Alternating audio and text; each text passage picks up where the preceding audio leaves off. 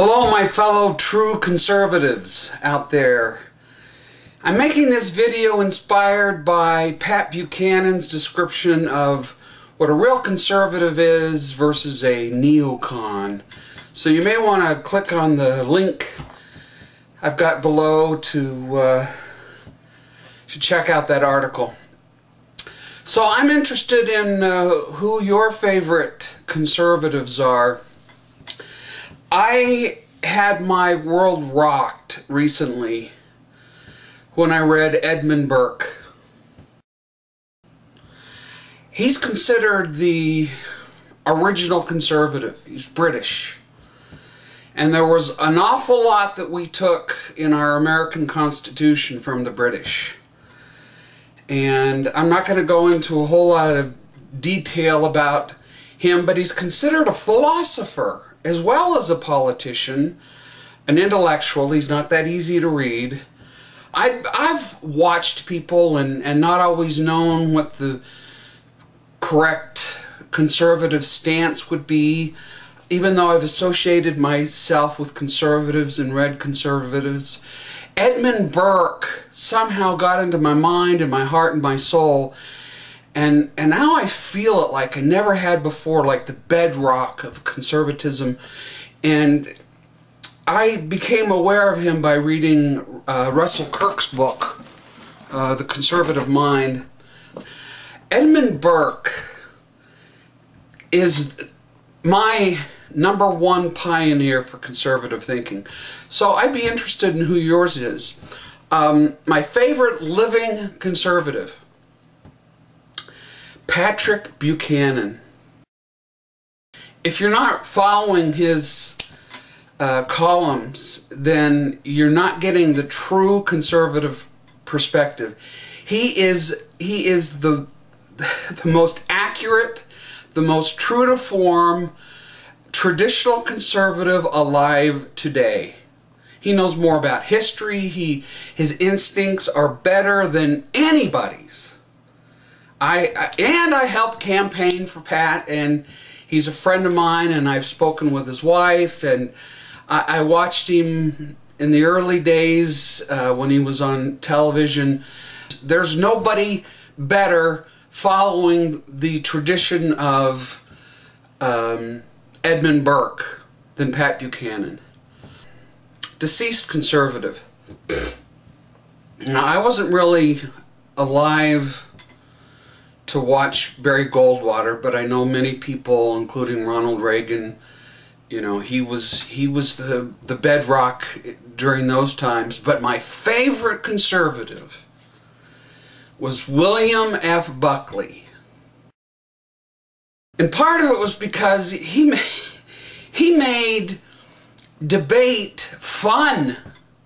I mean, he brought an intellectual quality as well as a moral quality to defending conservatism, because there's a tendency for conservatives to simply want status quo, and they're not as energized or as powered up as, say, somebody, you know, who wants to have a French Revolution and end up with nothing but chaos and days of terror. So, and again, as a kid, I was mesmerized watching William F. Buckley.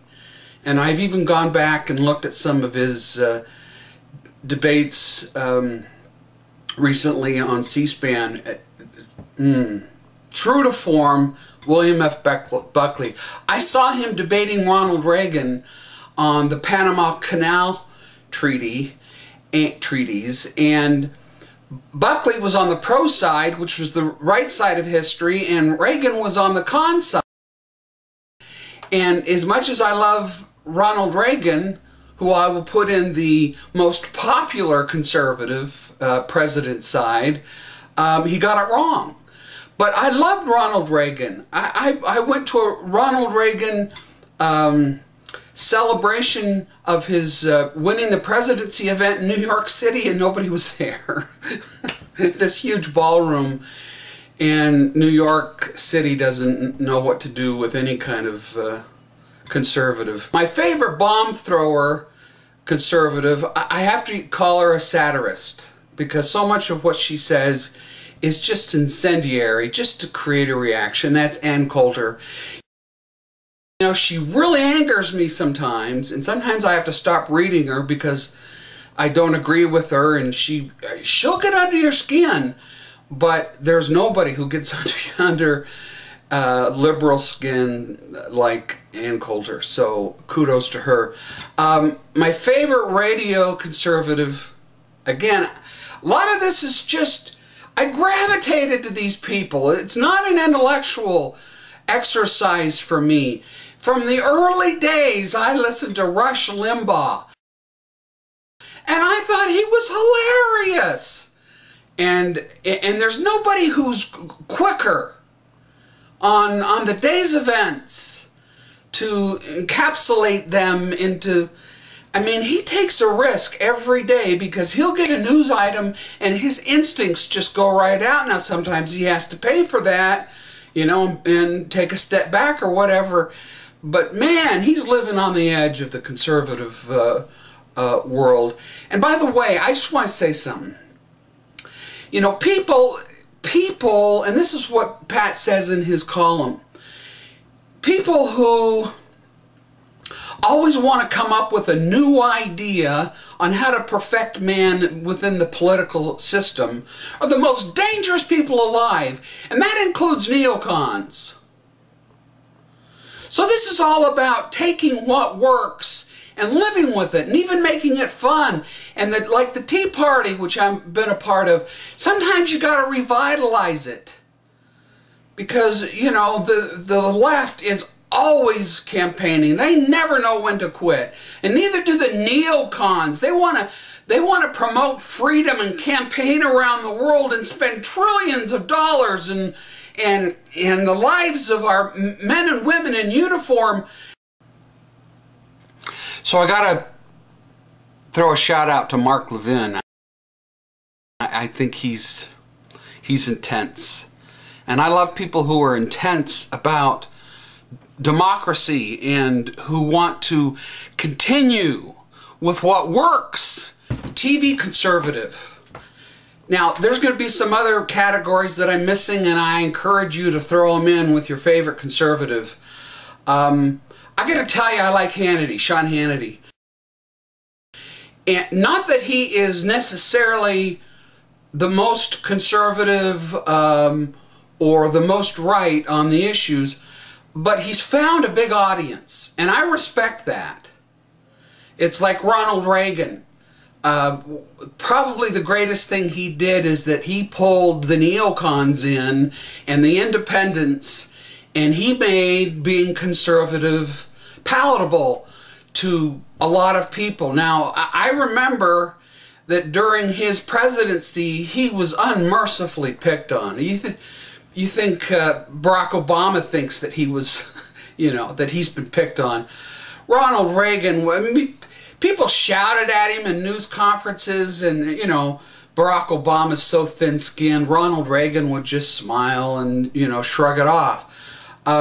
So I like Hannity because he's, you know, he somehow managed to make being conservative on TV okay. And I gotta say, I miss Glenn Beck being on Fox, and I check in with Glenn Beck's The Blaze. So you may also want to tell me what some of your favorite websites are too. I'll tell you who I really have a hard time with, and that's Bill O'Reilly. I mean, he's popular, but he's milquetoast. I mean, Rush Limbaugh calls him Ted Baxter. I mean, he's just, sometimes he's just a talking head, and he, you know, he gets all stern, and, you know, I don't think he has the intellectual capacity that some of these others do. Okay, my favorite internet conservative, it has to be Michelle Malkin, again, because she was a pioneer. She paved the way on the internet for conservatives. I mean, the internet is so full of liberals, let me tell you. If there's a good chance if you're watching this, you're a liberal, because YouTube is liberal. Love you, YouTube. Please don't ban me from being on my wife's channel. And to be a conservative on the internet, she made it successful. And part of it, again, is because she's intense about conservatism. And I wish more people were intense about being conservative, conserving the values, the principles that have worked throughout the ages. And not trying to think somehow that they're smarter and, you know, more progressive and are going to figure out a way to do things like nobody in history has ever done, and science is the answer to all our problems. That's all BS. You know, we're children of God, and if we don't accept that God-given laws and ways are the most healthy for men, then we're not conservatives. I'm a conservative because I believe in God. And I believe ultimately good laws from the government are inspired by God. Okay? That's a key element in being conservative. Now I want to talk about, just for a second, the worst or the best, however you look at it, neocon presidents. I'm just going to say Bushes. Now any Bush is better than an Obama. You know, 2 Bushes are better than an Obama. But they were neocons. I mean, you know, in all these wars, we didn't have to invade Iraq and Afghanistan. And I know you may disagree with me on wars, but you know what? The Founding Fathers told us to be careful about it. And a conservative is someone who really listened to the Founding Fathers. I think we're far too extended. The Middle East is not going to be solved. So what are we doing there? Let's not start one more war. So check out the link and let me know what you think.